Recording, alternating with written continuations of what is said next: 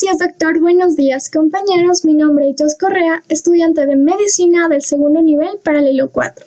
Hoy vamos a hablar sobre 5 temas importantes que son trastornos en la capacidad de concentrar la orina, falta de producción de ADH, diabetes insípida central, incapacidad de los riñones para responder a la ADH, diabetes insípida nefrógena, control de la osmolaridad y de la concentración de sodio del líquido extracelular. Y por último, sistema de retroalimentación osmorreceptor ADH. Vamos a comenzar hablando con los trastornos en la capacidad de concentrar orina. Un trastorno renal en la capacidad de concentrar o diluir adecuadamente la orina puede aparecer en una o más de las siguientes anomalías. Puede ser por una secreción excesiva o inadecuada de ADH, que hace que los riñones manejen la excreción de los líquidos de forma anormal. Puede ser también por la incapacidad del túbulo distal, túbulo colector y los conductos colectores de responder a la ADH, o por un trastorno en el mecanismo de contracorriente.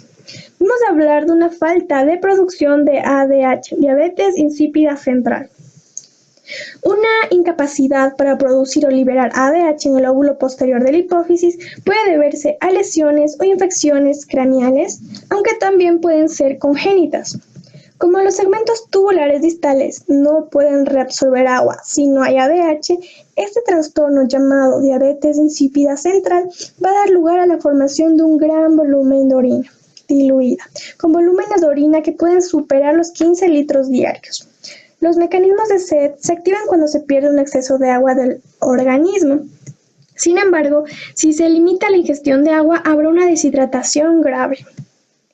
El tratamiento de la diabetes insípida central consiste en la administración de un análogo sintético de la ADH, la desmopresina, que va a actuar selectivamente sobre los receptores B2, incrementando así la permeabilidad al agua en la parte distal de los túbulos distales y en los conductos colectores. La desmopresina puede administrarse mediante inyección en forma de pulverizador nasal o por vía oral, para normalizar rápidamente la diuresis. Ahora hablaremos sobre la incapacidad de los riñones para responder a la ADH, diabetes insípida nefrógena. En algunas circunstancias hay concentraciones normales o elevadas de ADH, pero los segmentos tubulares no pueden responder adecuadamente a este trastorno llamado diabetes insípida nefrógena. Esta anomalía puede deberse a un fracaso del mecanismo de contracorriente para formar un intersticio medular hiperosmótico o a un fracaso de los túbulos distales y colectores de responder a la ADH. En cualquier caso, se va a formar grandes volúmenes de orina diluida, lo que tiende a provocar deshidratación, a no ser que la ingestión de líquido aumente en la misma medida que lo hace el volumen de orina. Muchos tipos de nefropatías pueden alterar el mecanismo de concentración, especialmente las que afectan a la médula renal. Además, el deterioro de la función del asa de Henle, como ocurre con los diuréticos que inhiben la reabsorción de electrolitos en este segmento como la furosemida, puede reducir la capacidad de concentración de la orina.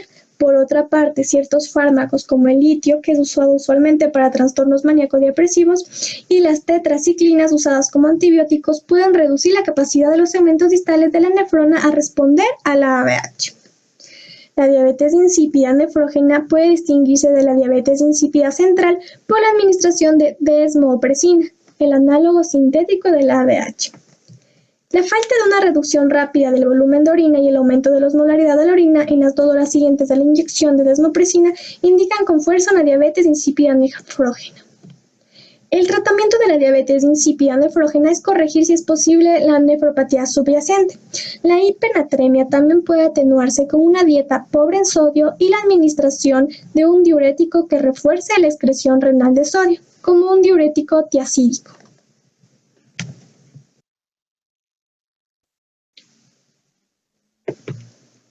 Ahora hablaremos sobre el control de la osmolaridad y de la concentración de sodio del líquido extracelular. Las regulaciones de la osmolaridad y de la concentración de sodio del líquido extracelular están muy ligadas, porque el sodio es el ion más abundante del compartimiento extracelular. Las concentraciones plasmáticas de sodio están reguladas normalmente dentro de unos límites de 140 a 145 mil equivalentes sobre litro. Puede haber una concentración media de unos 142 mil equivalentes sobre litro. La osmolaridad tiene unos 300 miliosmoles sobre litro de media y unos 282 miliosmoles sobre litro cuando se corrige la atracción interiónica, y rara vez cambia más de 2 a 3%.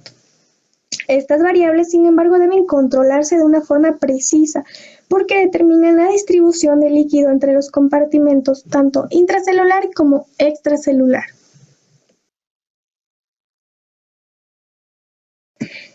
Y por último, hablaremos sobre el sistema de retroalimentación osmorreceptora ADH. Cuando la osmolaridad de la concentración plasmática de sodio aumenta por encima de lo normal por una deficiencia de agua, este sistema de retroalimentación va a operar de la siguiente manera. El primer paso que va a ocurrir es un aumento de la osmolaridad del líquido extracelular, lo que significa un incremento de la concentración plasmática de sodio. Esto va a hacer que se retraigan las células nerviosas especiales llamadas células osmorreceptoras que se localizan justo en la región anterior del hipotálamo cerca de los núcleos supraópticos. El segundo paso va a ser la retracción de las células osmorreceptoras. Van a desencadenar su activación y el envío de señales nerviosas a otras células nerviosas presentes en los núcleos supraópticos, que después van a transmitir estas señales al tallo de la hipófisis hasta el lóbulo posterior de la hipófisis. Un tercer paso es que estos potenciales de acción conducidos al lóbulo posterior de la hipófisis van a estimular la liberación de ADH, que se encuentra almacenada en los gránulos secretores o vesículas en las terminaciones nerviosas. Un cuarto paso es que la ADH va a entrar al torrente sanguíneo y va a ser transportada hacia los riñones, donde va a aumentar la permeabilidad al agua en la parte final de los túbulos distales, los túbulos colectores y los conductos colectores medulares. Y un último paso va a ser que la mayor permeabilidad al agua en la parte distal de la nefrona aumenta la reabsorción de agua y provoca la excreción de un volumen pequeño de orina concentrado. De este modo, vemos que se conserva el agua en el organismo mientras el sodio y otros solutos continúan excretándose en la orina. Esto diluye los solutos en el líquido extracelular, lo que corrige el líquido extracelular excesivamente concentrado inicialmente. Se produce la secuencia opuesta de acontecimientos cuando el líquido extracelular se diluye demasiado, es decir, hiposmótico.